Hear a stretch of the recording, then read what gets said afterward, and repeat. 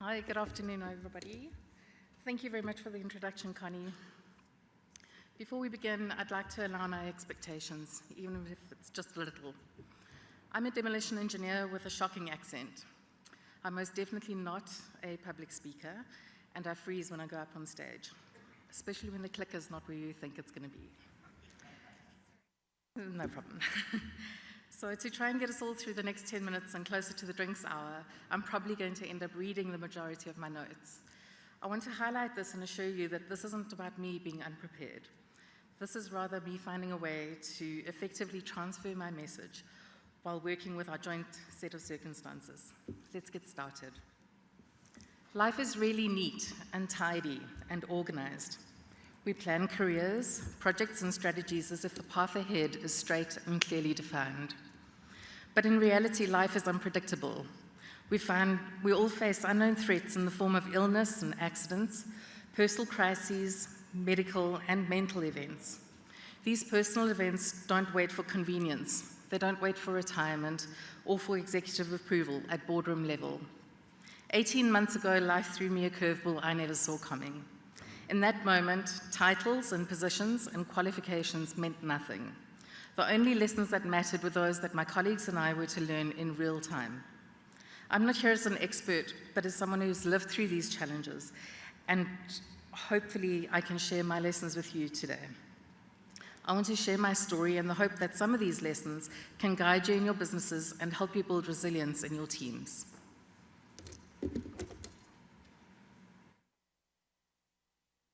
Success.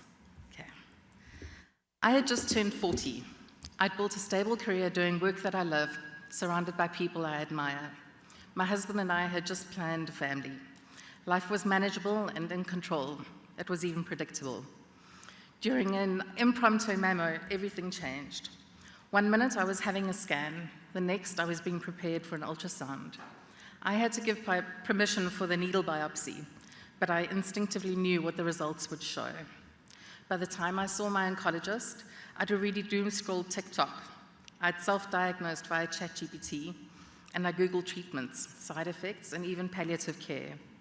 I drafted an email to our HR departments and to our directors, assuring them that I won't be a burden on the company. The results confirmed an aggressive stage 3 breast cancer. It's hormone-driven, requiring treatment that eliminates any chance of me having biological children. Later that same day, my phone rang. I saw that it was my brother-in-law. I thought that was a bit weird. We weren't exactly good friends, but we were friendly. I thought he was checking in, but instead of a "how are you," I instead got a "me too" message. His diagnosis was acute leukemia. There we were, both in our 40s, both just starting to feel comfortable enough to push boundaries in our careers. Neither of us could have anticipated what was to come. Both our lives were now disrupted by this foreign intrusion. We had been betrayed by our bodies. In the first few weeks, we often touched base. We compared notes and treatment schedules and provisional plans. Together, we would triumph. As with many of these relationships, though, the calls became less frequent. The sicker we got, the shorter the messages became. After 18 months of treatment, it's been 3 months since I've received my all clear. It's been 5 months since Jock passed away. I'm not sharing this for your sympathy. I'm sharing this because it's a reminder of exactly how unpredictable life can be, along with the very real challenges that organizations face when their people experience crises. Everyone here today intellectually understands and knows there are no guarantees in life. We all think we have time, but crisis is a way of showing us that nothing is guaranteed, and that is when resilience matters most.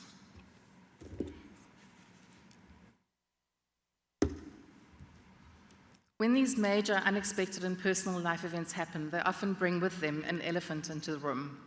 People don't quite know what to say. They don't know what to say. They don't know what not to say, sorry. Suddenly, everyone is on edge, not wanting to offend and not wanting to intrude. That awkwardness alone is disruptive. When I first shared my diagnosis with colleagues, I could feel the discomfort around the room. This wasn't because people didn't want to help or didn't want to be supportive. It was because they genuinely didn't know how to. That unease and uncomfortableness is the human side of the disruption. Whenever a team member unexpectedly needs to step back, there's an inevitable shock that comes with their withdrawal. This shock manifests itself in any number of different ways. In our case, we experienced it in the form of decision bottlenecks, internal frustration, client uncertainty, and general relationship health. I needed to learn to accept and support and not feel threatened or not feel guilty by saying not today. My colleagues had to learn to step in and step up and sometimes take decisions for me when I clearly wasn't making the best decision for all of us. In short, my very personal, very human disruption had become a business disruption. But here's the thing, simply ignoring the elephant in the room doesn't make it smaller. Acknowledging it does. The moment we decided on our approach to this disruption, we were able to regain control. We fostered open communication and were slow to adopt existing policies. Instead of making exceptions, we ensured that what we already had in place was robust and fluid enough to accommodate the flexibility I needed. We realized that this disruption was not an emergency and decided that our response to it didn't need to be one either. Colleagues and management rallied together, ensuring that I never had to do chemo alone. Everyone had permission to speak freely and ask questions and make all the awkward and inappropriate jokes they could think of. We would laugh when we could, and we'd bear down when it was necessary. We learned to take the first steps towards adaptability and reasonable accommodations. We'd found ways to work together, turning disruption into direction.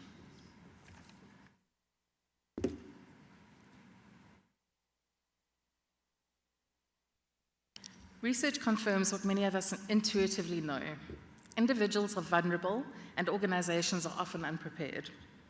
What we often miss is the fact that purpose and having a reason to get out of bed significantly contributes to both mental health and emotional health and overall well-being. Stress, illness, mental health, and burnout is no longer personal. At a certain point, this translates into a real business risk. Deloitte's found that 76% of executives reported the COVID pandemic as negatively impacting their well-being, but only 23% of boards have a formal continuity plan. These numbers highlight what I believe is a critical gap. Our people are under pressure, and the systems supporting them are often insufficient. We need to rethink our expectations. When crisis hits, what is expected of the individual and what is expected of the business? Resilience is a shared responsibility. It's not about toughing it out. It's about a dynamic relationship between people and organizations. One practical way that we found to strengthen resilience is through job crafting. By allowing employees, like me, some degree of flexibility within my role, we increased my job satisfaction and engagement. This in turn reduced stress and improved my well-being. This is only probable and possible, though, if it's managed properly. More importantly, it often means that team members have overlapping contributions with diffused roles. This means that more people are included in collaborative work, allowing the team to better absorb the shock of a sudden event when someone needs to suddenly step back. I'm not suggesting shifting accountability, but I am referring to shared responsibility. For this model to be successful, though, there needs to be a balance of risk and responsibility, both for the individual and for the business. When both sides act with intent, resilience became our shared responsibility.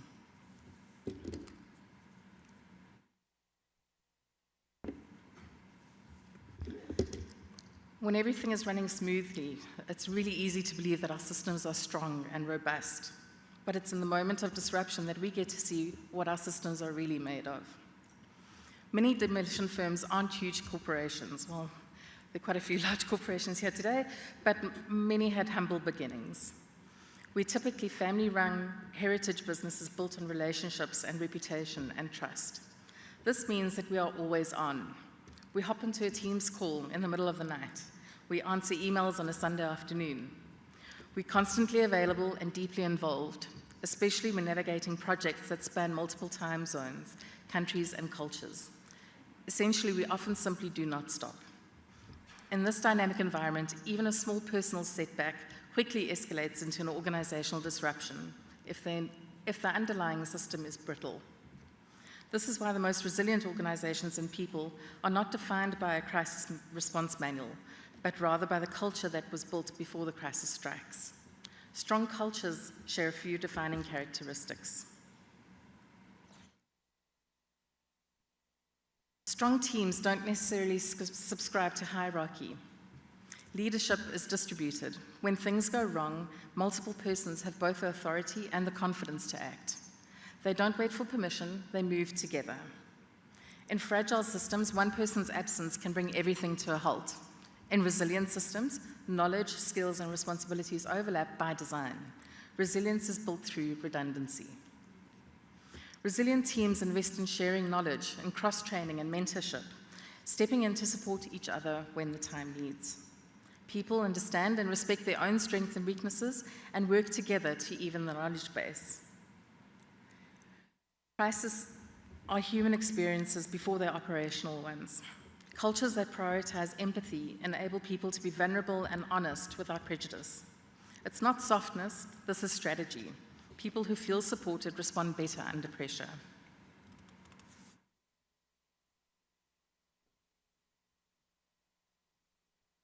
And then finally, resilient organizations and teams understand that readiness isn't about completing ad hoc risk assessments. It's very different from the emergency response drills we're all accustomed to. Operational risk readiness is much deeper. It is empowering and equipping teams to be able to step up and step in a crisis with confidence. Simply put, crisis doesn't define who we are as an organization. It simply reveals what we already have in place. When speaking about resilience, it's easy to think about it only in the realm of a response to crisis. We automatically associate it with a list of things that can be done as soon as something goes wrong. True resilience isn't reactive, it's intentional and designed into our ways of doing things. It's about laying the groundwork before we need it. As a business, that means rethinking some of our most familiar structures. We proactively need to make strategic decisions and take risks in controlled environments, strengthening the underlying muscle of the team while ahead of crisis. This may mean moving from relying on single successes to identifying and developing a team of people capable of stepping up and stepping in when needed. We need to move from centralized protected knowledge to shared understanding. We need to shift from situational support to a culture of empathy. Most importantly, I believe that we need to stop associating succession planning as some future event reserved for when you turn 62. We need to adopt a mindset of continuous readiness. If we were to revisit my experience, we certainly didn't have a succession plan in place for me. I was the succession plan.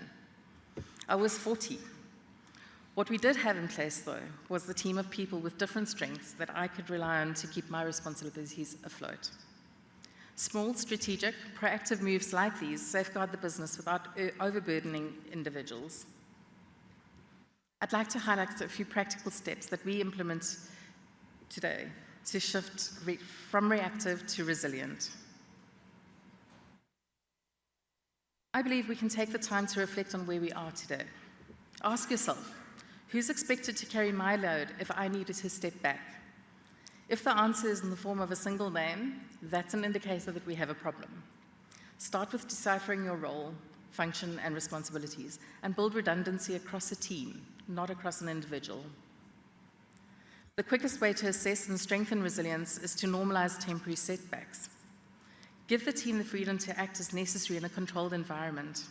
These temporary setbacks will soon highlight areas of improvement and will show that resilience is not about endurance, but about adaptability and flexibility. Many businesses today have mastered the silo structure, with teams running efficiently in their own lanes. I'd like to argue that demolition should be different. Our work is fast-moving, it's interdependent. Engineering affects safety. Safety impacts scheduling. Scheduling drives cost. Everything connects. I believe this is why cross-functional awareness matters. It's not about doing someone else's job, but it's about understanding how your role impacts on the whole. When teams see these connections, we make better decisions. We catch risks earlier and cover for each other when things shift. Silos can trap knowledge, whilst awareness can spread it. When knowledge flows freely, the business flexes instead of fractures.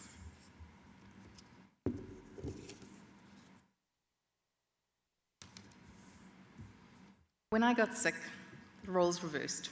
Instead of being the one supporting, I was the one needing help and support. Our team adapted. I adapted. I learned about empathy and grace and grit and resilience. I learned that I didn't need to fix everything on my own. I wasn't left out, and I wasn't expected to step back entirely. Together, we adapted ways of working that let me participate fully, but on terms that respected my circumstance. We could still make meaningful contributions, just in a new way, much in a similar way to how you've all tolerated me reading this to you today. We've learned to expect life-changing events as part of our reality. We've learned the strength of systems that support both individuals and business outcomes. We've embraced empathy as a core value. And we respect fluidity and unpredictability. We've made many mistakes, but we've also learned many things. My challenge to everybody here today is to please explore ways in which you can become more resilient, ensuring that both your business and individuals succeed, even when life intervenes. Thank you.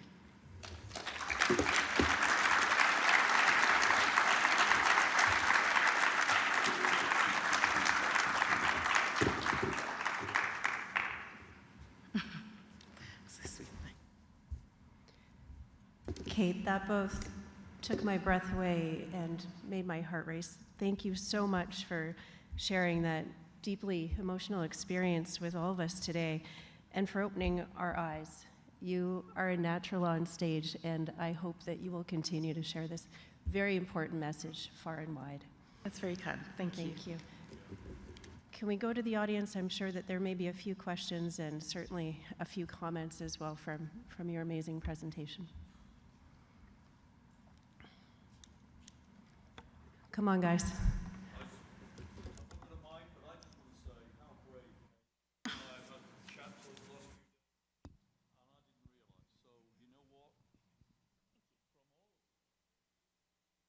Yeah. Thank you.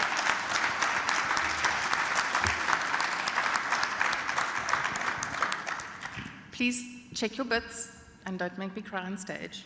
Thank you. Thank you, Kim. Thank you.